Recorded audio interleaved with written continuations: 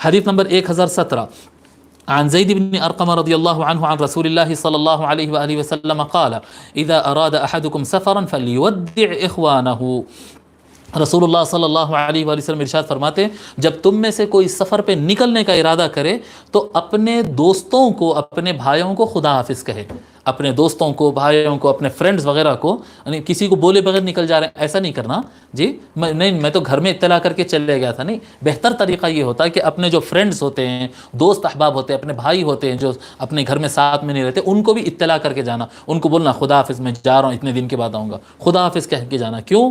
پھر فرماتے فَإِنَّ اللَّهَ جَاعِلٌ لَهُ فِي دُعَائِهِمُ الْبَرَكَةَ، کیونکہ اللہ تبارک و تعالی دوستوں کی دعا میں اس کے لیے برکت رکھا ہے.